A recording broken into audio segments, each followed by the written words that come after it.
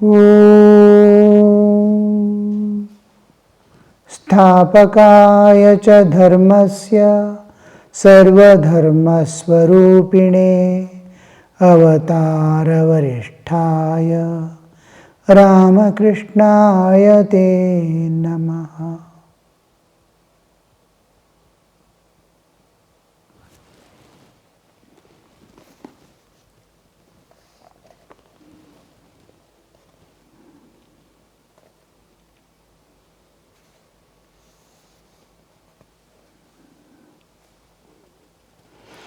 It is the thought of the worldly objects that prevents the mind from going into samadhi.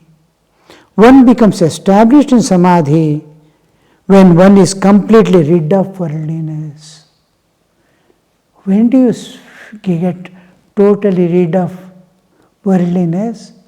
When you start developing unbroken thought of divine. Divine awareness slowly dawns with unbroken thought of divine. First sankalpa we do is, I should not forget God. All others are secondary. In and through all the spiritual practices, what we are practicing is one thing, that I want unbroken thought of God. I am singing the songs, bhajans, so that my mind is kept on God. I do worship, I do japa, I try to do dhyana, all these spiritual practices is just a way in which I am trying to commune with God. I am trying to express myself. I want to open my heart to God, God to enter within me, and then I want to express, commune with God. Commune is exchanging our feelings intimately. So the exchange, as if God is listening to my heart and is responding, looking at me with a loving eyes, and I am conveying Him all the joys and sorrows of my life, all grievances I have, all the problems I am facing, and the great joy and relief that I am getting, all these things I want to intimately. This is called communion, having communion with God.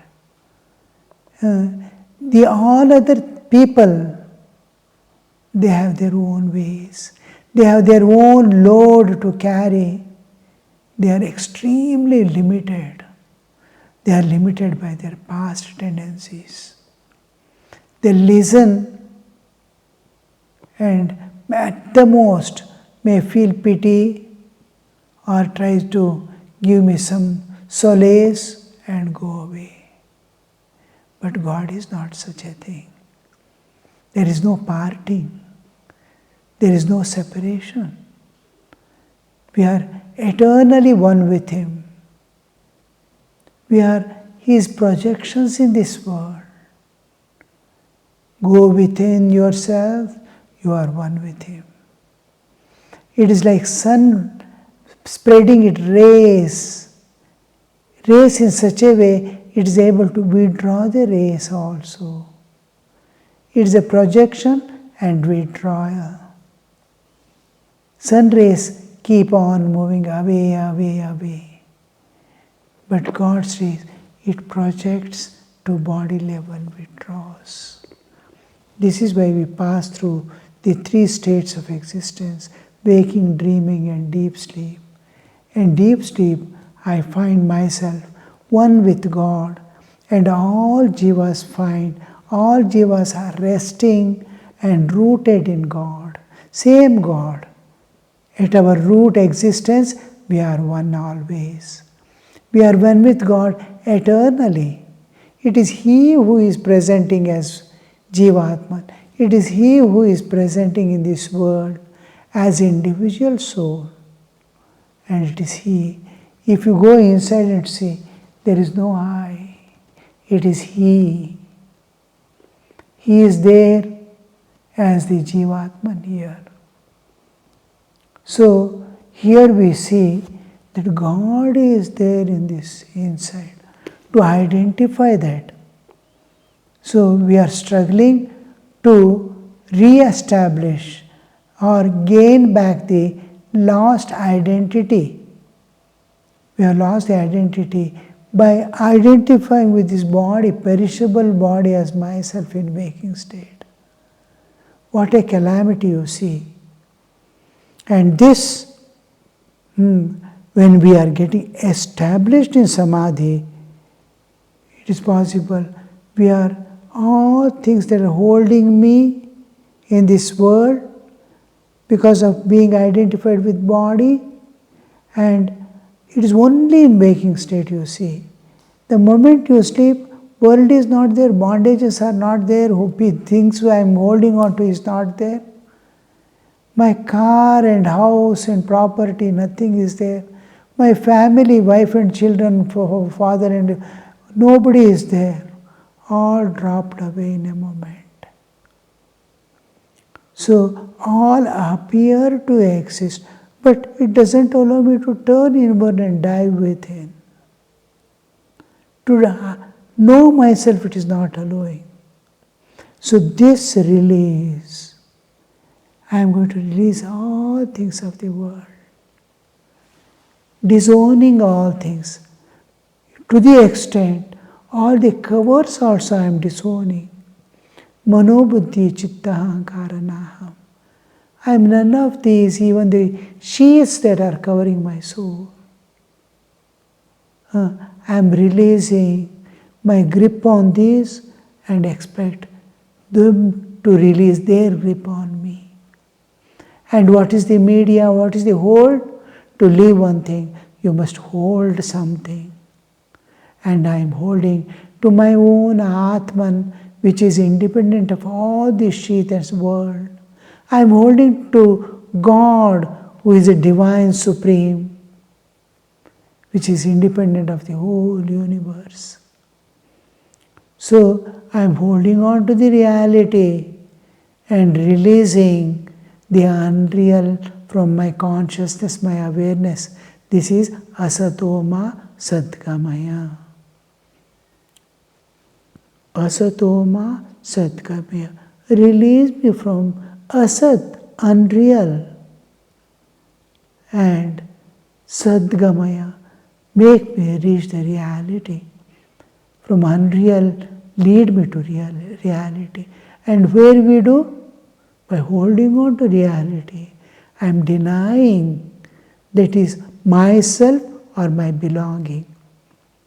I, mine and for me are destroyed by holding on to the reality. Then we see we are getting established in samadhi. I am getting established in reality. All these appear to be real. Just like image in mirror. An image in mirror appears to be real. It's moving about, but it doesn't have its own existence. If you ask that image laughing at me, smiling at me, moving about within the mirror, if I ask to come out, it cannot come out. It cannot come out because it doesn't have its own independent existence. It appears to be there by borrowing the existence from the mirror. Mirror alone exists, image doesn't exist.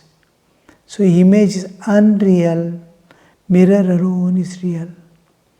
So that denial of unreal is by holding on to the real. And there we get slowly established.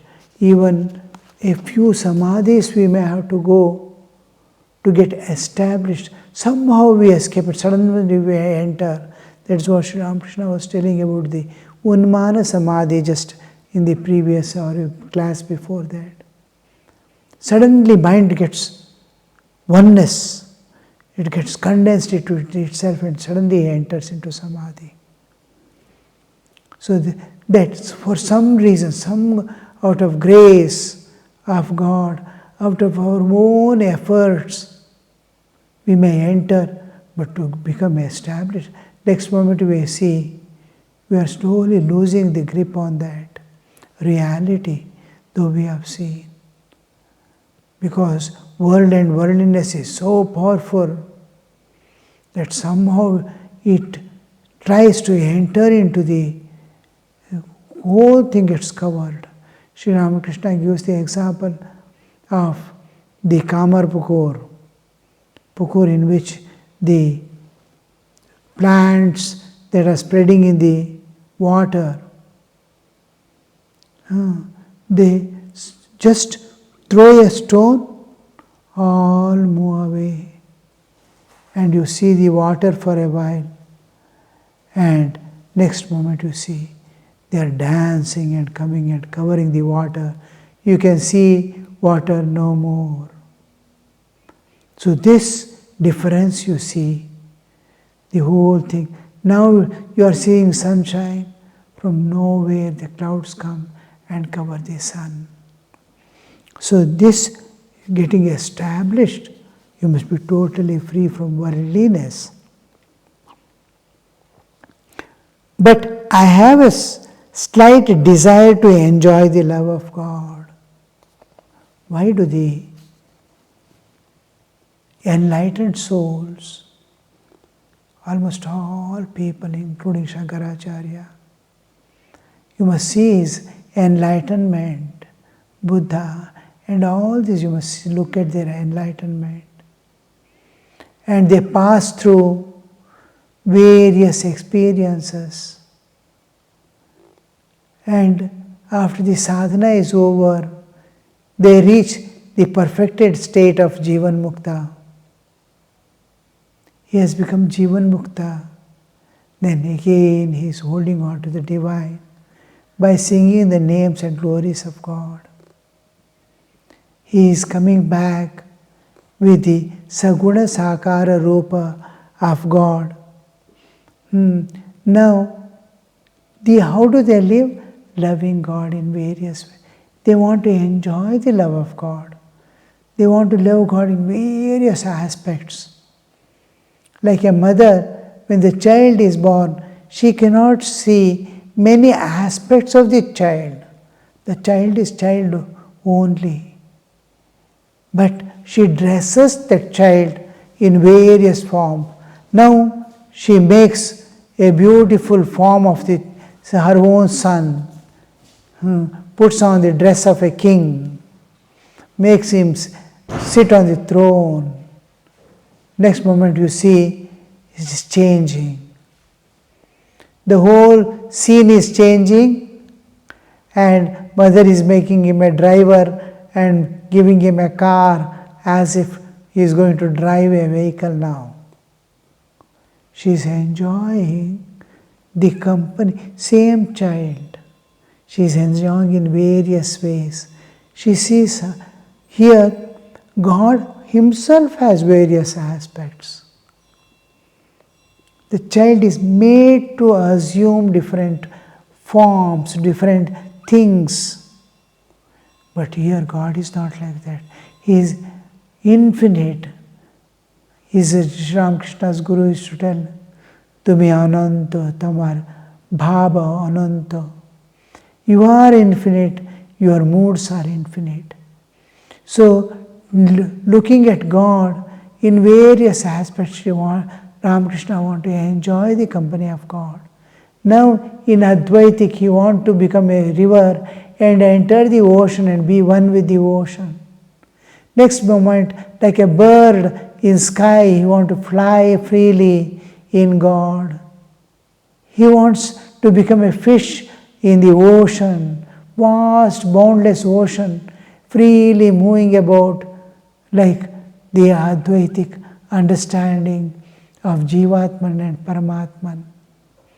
Now he wants Saguna Sakara, God with form, with a loving heart. He wants to love God. He wants to love God as Rama being Hanuman. He wants to love Rama being Sita. He wants to love Krishna being a Radha or Gopi. So many ways. So Sri Ramakrishna has that taste. Why do these people keep the body alive? Is only to enjoy. They themselves are not different from God now. In all aspects of their existence, they are one with God. Realized souls are one with God. But they keep this difference to enjoy the company of God. Here we see Sri Ramakrishna.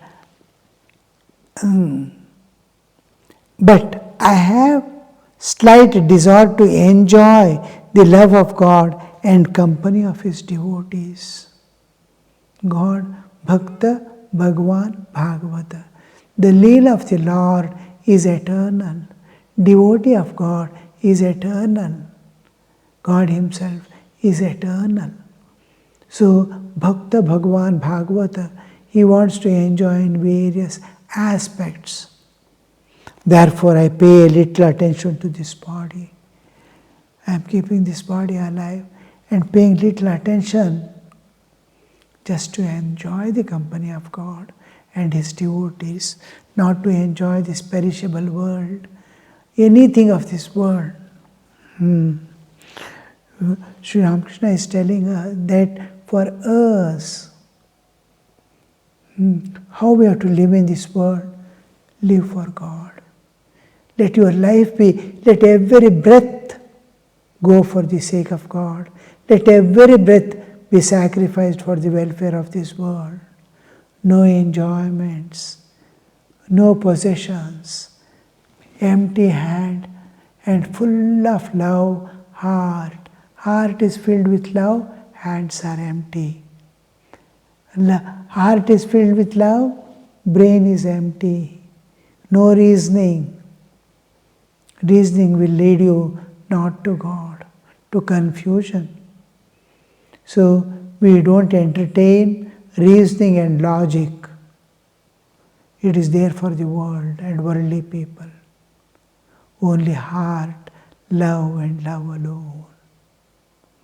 So this is why, and how Sri Ramakrishna is explaining how we should be. We must be there alive for the sake of God and serving this world. Our relationship with this world is only for serving the world. Otherwise, we don't need anything from this world. That must be our attitude. Sri Ramakrishna is showing how to live in this world with what ideal? Dwell in God and live in world. So, there is another kind of samadhi called Unmana Samadhi. Last time also we dealt with this. One attains it by suddenly gathering the dispersed mind. Mind is always dispersed. It is split into many parts, each moving towards one direction. Sri Ramakrishna compares it for a mustard packet fallen on the ground. The packet breaks and mustard gets spread everywhere. How they go in all directions. Like that is the state of mind, always somewhere, pieces, direction gone away. To gather, that is extremely difficult to gather the mind. We don't understand. It is holdings. Every bit of our mind is pinned somewhere.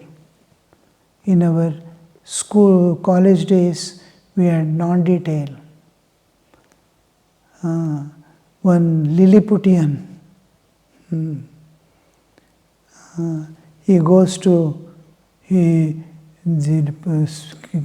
place of Lilliputs. Is a huge figure there. In demonical world, when he goes, he is a small boy-like, rat-like. He is moving, he is kept on the table.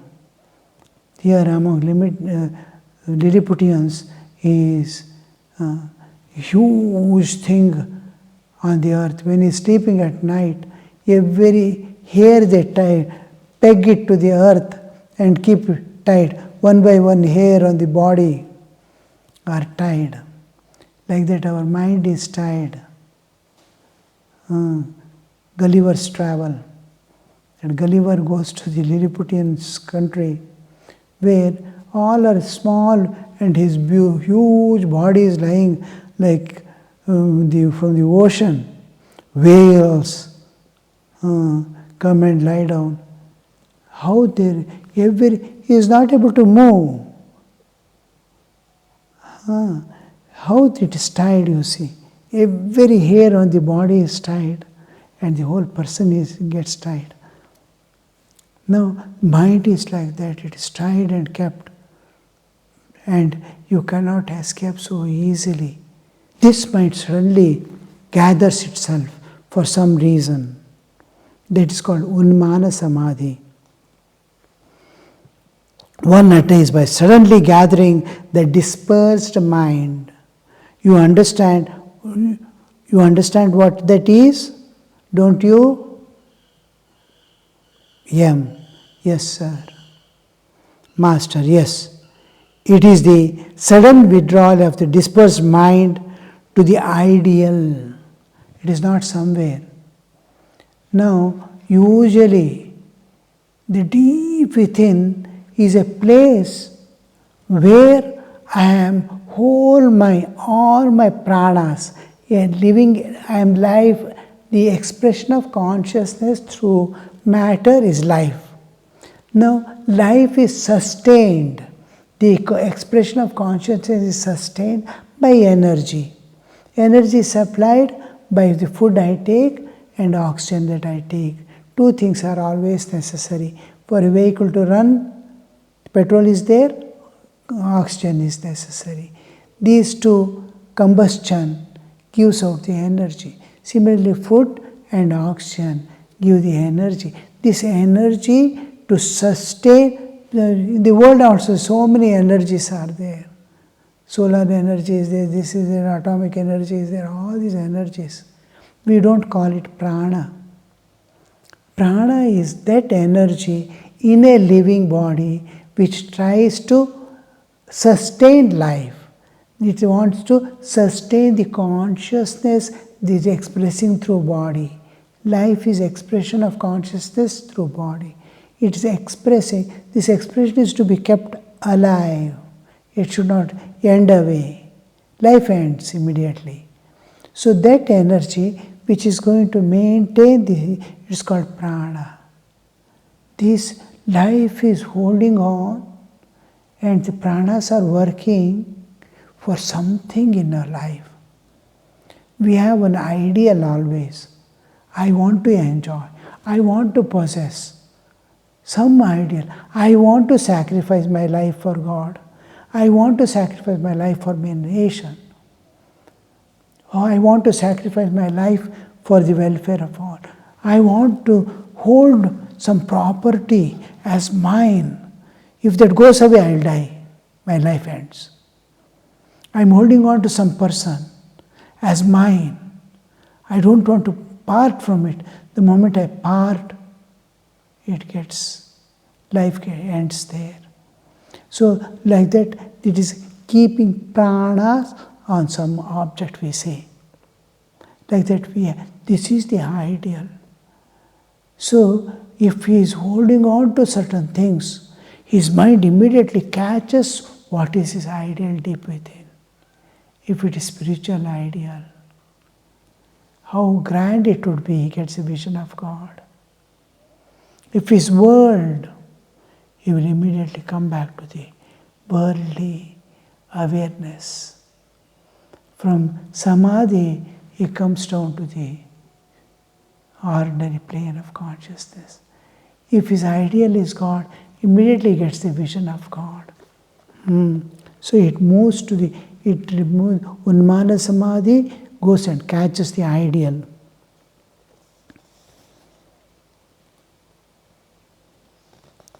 It is sudden withdrawal of the dispersed mind to the ideal. But that samadhi does not last long. Worldly thoughts intrude and destroy it. The yogi slips down from his yoga. If his whole ideal is only God and nothing else, he climbs to very high state of seeing God and becoming an enlightened soul forever. At Kamarpur, I have seen the mongoose living in its hole up in the wall. It feels snug there. Sometimes people tie a brick to its tail. Then the pull of the brick makes it come down of its hole. Every time the mongoose tries to be comfortable inside the hole, it has to come out because of the pull of the brick. Such is the effect of brooding on worldly objects, that it makes the yogi stray from the path of yoga. Worldliness makes it slip down back again and again into the world.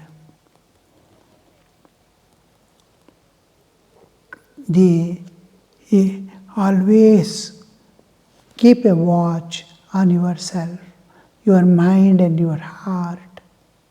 Let your thoughts be supporting your mind and heart, feelings and actions.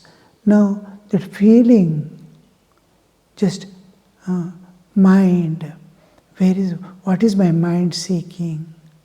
Where is it now? Is it filled with worldliness or is it filled with divine awareness? Anytime you see worldly thoughts and worldly desires are possessing, immediately drop it away. It is going to be poison. Worldliness of worldly enjoyments and possessions, it will come to you. All that is due to you and you need are supplied by nature. Don't run after the enjoyments. According to karma, sukha dukkha will come. Sukha also will come. If you don't want the dukkha also, dukkha will come or not. Like the sukha also will come. Whenever you see the worldliness is trying to capture you, just drop it off and hold on to the divine. Be in divine awareness always. Om Shanti Shanti Shanti Hari Om Tat Sat Shri Ramakrishna Arpanamastu.